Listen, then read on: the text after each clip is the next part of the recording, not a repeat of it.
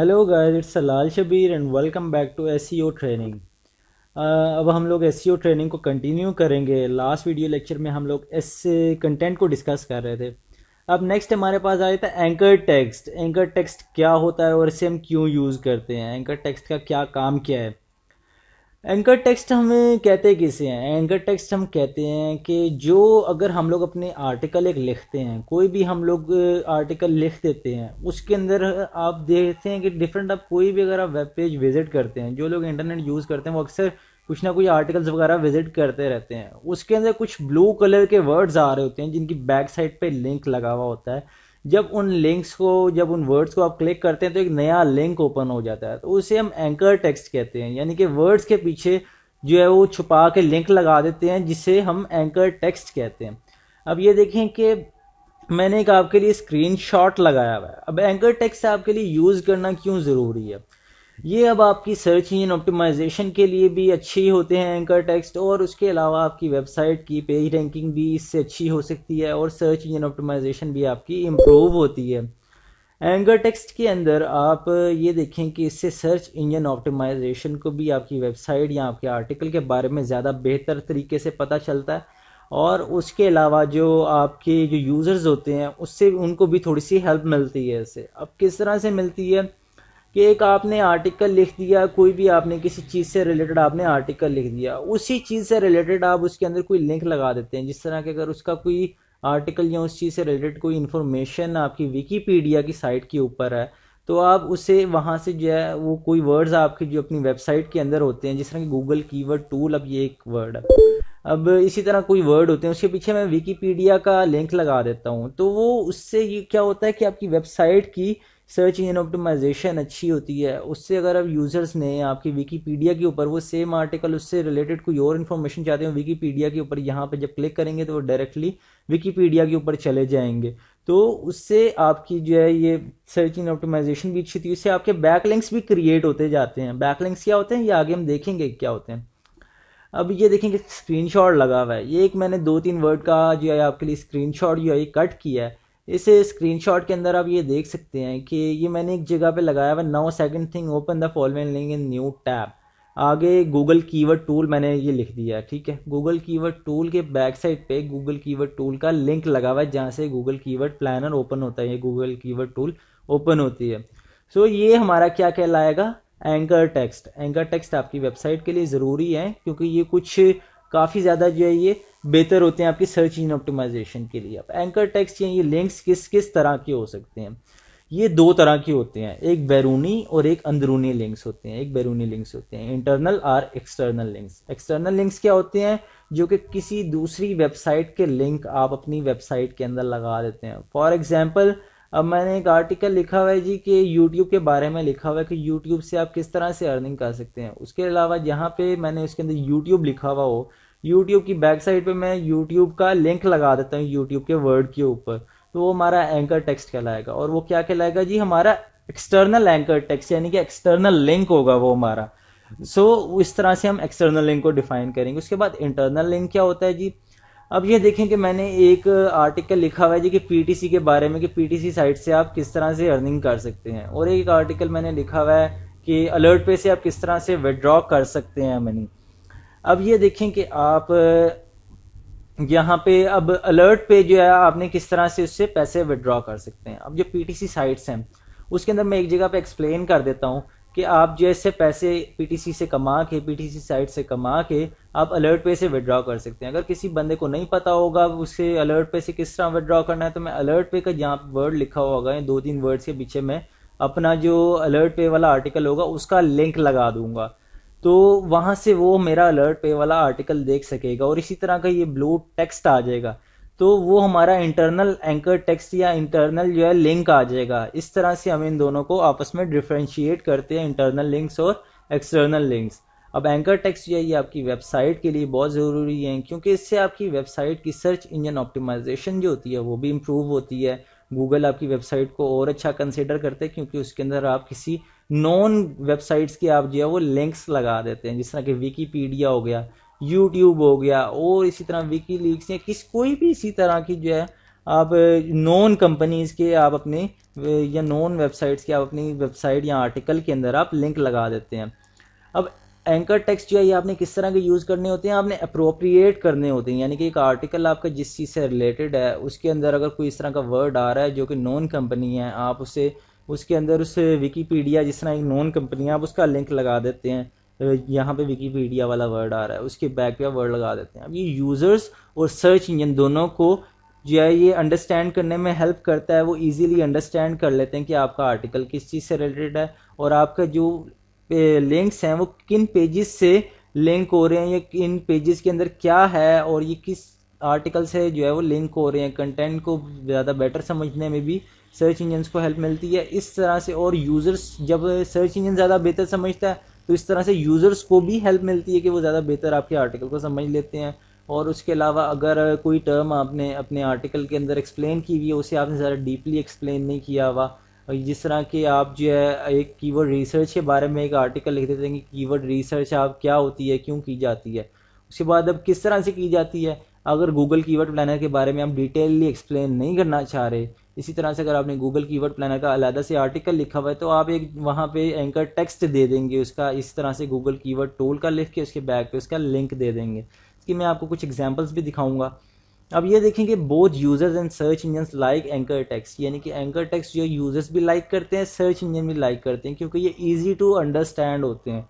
इसीलिए हम लोगों ने easy to understand anchor text use करने होते हैं। एंकर टेक्स्ट आपने इजी टू अंडरस्टैंड यूज़ करेंगे तो यूजर्स भी उसे ज़्यादा बेहतर समझ सकेंगे और सर्च इंजन भी। अब किस तरह से समझ सकेंगे, अगर आपका आर्टिकल देखें किसी चीज़ से रिलेटेड उसके अंदर आप मैंने जिस तरह का आपको बताया कोई टर्म अगर आपने डिटेलली एक्सप्लेन नहीं की हुई तो यूजर्स उस एंकर टेक्स्ट पे क्लिक करके उसे डिटेलली समझ लेगा, तो वो इस तरह से इसे लाइक भी करेगा कि इस बंदे ने इस चीज़ से रिलेटेड इसके ऊपर लिंक लगाया हुआ है, तो इसके अंदर ही पूरी फुली इसने एक्सप्लेन किया हुआ है। तो इस तरह से आपका एंकर टेक्स्ट वर्क करता है। अब मैं आपको अपनी वेबसाइट के अंदर कुछ एंकर टेक्स्ट की एग्जांपल्स दिखाता हूँ कि होते किस तरह के हैं ये। अब ये देखिए मैंने how to make money with Payoneer refer a friend जो है ना प्रोग्राम, यहाँ पे एक आर्टिकल लिखा हुआ है। अब इस आर्टिकल के अंदर मैंने मल्टीपल जो है वो एंकर टेक्स्ट लगाए हुए हैं। अब जिसके पास अगर पेयोनियर मास्टर कार्ड नहीं है तो वो इसे ऑर्डर करना चाहे तो वो कहाँ से ऑर्डर करेगा। अब यहाँ पे देखें order it now free by signing up, मैंने ऑर्डर इट नाउ के बैक साइड पे एक लिंक लगा दिया। अब अगर इस पर मैं क्लिक करूँगा तो ये आगे ये देखें यहाँ पे चला जाएगा, ये मेरे एंकर टेक्स्ट के बैक पे जो मैंने लिंक लगाया हुआ था वो ओपन हो जाएगा और यहाँ पे जाके ये इजीली ऑर्डर कर सकता है अपना मास्टर कार्ड। ये देखें अब यहाँ से ये ऑर्डर कर सकेगा। अब ये देखें कि इस तरह से ये यूज़र्स को हेल्प करता है और जितना ज़्यादा यूज़र्स को हेल्प करेगा उतना ज़्यादा सर्च इंजन भी इस एंकर टेक्स्ट को ज़्यादा बेहतर समझेंगे और एंकर टेक्स्ट आपकी वेबसाइट के लिए बहुत अच्छा परफॉर्म करते हैं आपकी सर्च इंजन ऑप्टिमाइजेशन के लिए ख़ास तौर पर।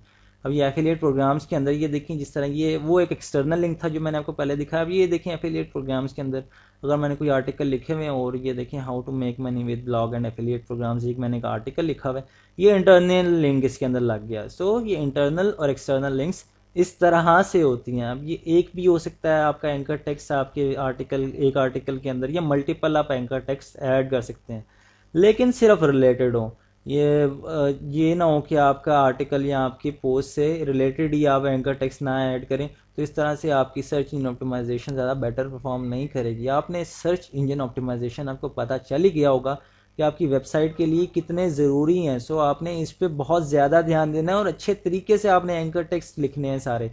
अब आगे हम लोग देखेंगे, मैं आपको एंकर टेक्स्ट की कुछ एग्जाम्पल्स दिखाता हूँ। अब ये देखें कि हमारे पास डिफरेंट जो है वो एंकर टेक्स्ट हैं। अब ये देखें ये एक एग्जांपल है एंकर टेक्स्ट की। यहाँ पे देखें कि मैंने एक आर्टिकल लिखा हुआ है। अब यहाँ पे मैंने डिफरेंट इसके स्क्रीनशॉट्स लगा दिए आपको बताने के लिए कि कौन से सही होते हैं कौन से नहीं सही होते। अब ये फर्स्ट के अंदर देखें कि जिसके ऊपर ग्रीन टिक मार्क मैंने किया हुआ, ग्रीन हाईलाइट किया हुआ है। अब ये यहाँ पे देखें कि मैंने स्टेप्स लिखे हुए हैं गूगल कीवर्ड टूल के बारे में, यानी कीवर्ड रिसर्च किस तरह से करनी है, ब्ला ब्ला जो भी है। उसके बाद आगे ये देखें कि अगर जिसको गूगल कीवर्ड टूल के बारे में नहीं पता या जिसको नहीं पता कि क्या होता है, तो यहाँ पे गूगल कीवर्ड टूल की बैक साइड पे मैंने ये लिंक लगा दिया जहाँ से वही जान सकेगा कि गूगल कीवर्ड प्लानर या गूगल कीवर्ड टूल क्या है और कीवर्ड रिसर्च ये किस तरह से कर सकता है। सो ये एक अच्छा एंकर टेक्स्ट है क्योंकि ये एक जो है ना जहाँ पे जिस जगह पे ज़रूरत है इस एंकर टेक्स्ट की ये उस जगह पे लगा हुआ है। उसके अलावा किसी और जगह पे नहीं लगा हुआ जहाँ पे एंकर टेक्स्ट की ज़रूरत ही ना हो और इनअप्रोप्रिएट ना हो जहाँ पे। अब ये देखिए सेकंड जो एग्जांपल है हमारे पास, इसके अंदर ये देखेंगे कुछ लोग क्या करते हैं कि इसके अंदर लिंक्स लगा देते हैं पूरे पूरे। पहले हम बेस्ट प्रैक्टिसेस देखते हैं, फिर इसको हम देखते हैं एक डिटेल से। अब ये देखेंगे बेस्ट प्रैक्टिसेस क्या है। आपका जो एंकर टेक्स्ट है ये डिस्क्रिप्टिव हो, यानी कि अगला इसे समझ सके एंकर टेक्स्ट को कि एंकर टेक्स्ट किस चीज़ से रिलेटेड है। ये ना हो कि आपने गूगल कीवर्ड टूल का आपने वर्ड लिखा हो और एंकर टेक्स्ट आप कोई और यूट्यूब का लगा दें जी। इस तरह से आपने एंकर टेक्स्ट नहीं लिखने, आपने डिस्क्रिप्टिव हो जो कि यूज़र समझ सकें, सर्च इंजन समझ सकें और उससे उनको रिलेटेड इन्फॉर्मेशन या रिलेटेड लिंक्स मिल सकें। और एंकर टेक्स्ट इस तरह से लिखने हैं आपने सिर्फ फ्यू वर्ड्स पे, ये नहीं है करना कि आपने पूरे पूरे सेंटेंस 10-15 वर्ड्स के आपने उठा के उसके ऊपर आप एंकर टेक्स्ट लगा दें। आपने इस तरह से नहीं करना। आपने शॉर्ट सा फ्रेज हो 2 और 3 वर्ड्स का, उसकी बैक साइड पे आपने लिंक लगा देने हैं एंकर टेक्स्ट जिसे हम कहते हैं। आगे हम ये प्रैक्टिकली भी मैं आपको दिखाऊंगा कि आपने एंकर टेक्स्ट लगाने किस तरह से। अब ये देखें कि आपने इंटरनल लिंक्स जो है आपने उसके लिए भी एंकर टेक्स्ट यूज़ करने हैं। ये नहीं कि आप इंटरनल लिंक्स हैं जी आप उसके लिए एंकर टेक्स्ट यूज़ ही नहीं करते। आप देखें कि आपने मैंने जिस तरह के आपको आगे एग्जांपल दी पीटीसी साइट्स और अलर्ट पे की। अगर आपने पीटीसी साइट्स से रिलेटेड कोई आर्टिकल लिखा हुआ है और आपने आगे पेपाल का लिखा हुआ है कि आप पेपाल से विड्रॉ कर सकते हैं, तो अगर मैंने कोई पेपाल से रिलेटेड अपना आर्टिकल लिखा हुआ है तो उसका लिंक मैं पेपाल की बैक साइड पर लगा दूंगा ताकि यूज़र्स जान सकेंगे वो पेपाल से किस तरह से विड्रॉ कर सकते हैं। इस तरह से आपस में आपने इनका रिलेशन क्रिएट करना है, चाहे वो इंटरनल लिंक्स हो चाहे एक्सटर्नल लिंक्स हो। और ये बहुत अच्छा इन्फॉर्म करते जो है ना, ये बहुत अच्छा परफॉर्म करते हैं आपके एंकर टेक्स्ट जो होते हैं। क्योंकि अगर देखें कि नॉन वेबसाइट्स के लिंक्स आपकी वेबसाइट के अंदर लिखे हुए होंगे तो यूज़र्स इसे, जो गूगल है वो इससे अच्छा कंसीडर करेगा, वो यूज़र्स भी आपकी वेबसाइट को अच्छा कंसीडर करेंगे क्योंकि आपने रेफरेंस दिए हुए होंगे। एक किस्म का ये रेफरेंस ही आप कह लें कि आपने विकीपीडिया का रेफरेंस दिया हुआ, यूट्यूब का रेफरेंस दिया हुआ। ये एक नॉन वेबसाइट्स हैं, यानी कि ये इनकी रैंकिंग टॉप पे है गूगल के सर्च के अंदर। सो इसलिए आपने एंकर टेक्स्ट इस तरह से लिखने हैं। अब इसके अंदर क्या क्या चीज़ें आपने अवॉइड करनी है। आपने जेनेरिक एंकर टेक्स्ट नहीं लिखने, जिस तरह के क्लिक हियर आप लिख देते हैं जी, उसकी बैक साइड पे आप लिंक लगा देते हैं कोई भी। आपने इस तरह के आपने कोई भी एंकर टेक्स्ट नहीं लिखना है, यानी कि पेज 1 आप लिख के उसके पीछे आप जो इसका एंकर टेक्स्ट लगा देते हैं, इस तरह से भी आपने नहीं करना। ऑफ टॉपिक टेक्स्ट यूज़ नहीं करना, यानी कि ऑफ टॉपिक आपने कोई और, अगर आपने कोई एंकर टेक्स्ट इसके अंदर लगाया हुआ है जो कि जिसका कोई रिलेशन ही नहीं बन रहा आपके आर्टिकल से, और आपने कोई और वर्ड्स आपने जिसका रिलेशन आपके आर्टिकल से नहीं बन रहा वो वर्ड्स आपने लगा के उसकी बैक साइड पे आपने एंकर टेक्स्ट लगा दिया है, तो वो भी आपकी वेबसाइट के लिए अच्छा परफॉर्म नहीं करेगा, ये भी नुकसानदेह। ये भी आपने यूज़ नहीं करने ऑफ टॉपिक टेक्स्ट जो है। अपने टॉपिक से रिलेटेड आपके वर्ड्स हों और उससे उन वर्ड्स की बैक साइड पे जो एंकर टेक्स्ट लगे हुए हों वो उससे रिलेटेड ही हों, अनरिलेटेड वर्ड्स ना या अनरिलेटेड लिंक्स ना हो।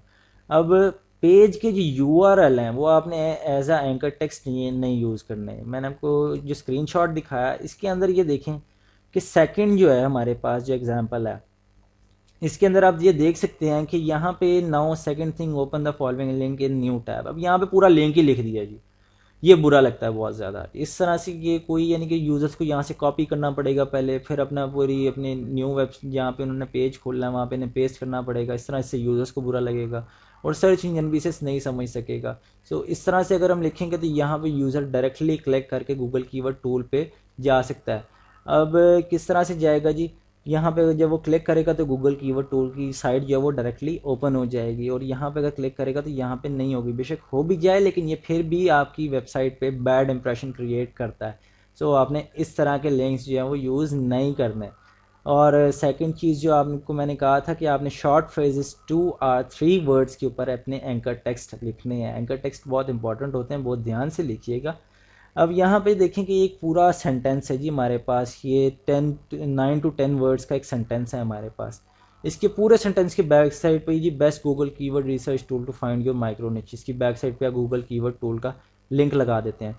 ये एक बैड एंकर टेक्स्ट होगा, बैड जो है ना आपने लिंक लगाया हुआ होगा। आपने इस तरह से पूरी सेंटेंस के ऊपर नहीं लगा देना। ये जिसे इस तरह ऊपर हमारे पास लिखा हुआ है गूगल कीवर्ड टूल, इसकी बैक साइड पे हम लोगों ने गूगल कीवर्ड प्लानर का लिंक लगाया हुआ, तो ये गुड एंकर टेक्स्ट है। आपने इस तरह के एंकर टेक्स्ट अपनी वेबसाइट के अंदर लिखने हैं। अब ये ऊपर जिस तरह से कीवर्ड रिसर्च अगर एक जगह पे आ जाता है तो मैं अपना कीवर्ड रिसर्च से रिलेटेड वहाँ पे आर्टिकल का जो है वो लगा दूंगा, एंकर टेक्स्ट लगा दूंगा। इस तरह से आपने एंकर टेक्स्ट यूज़ करने हैं।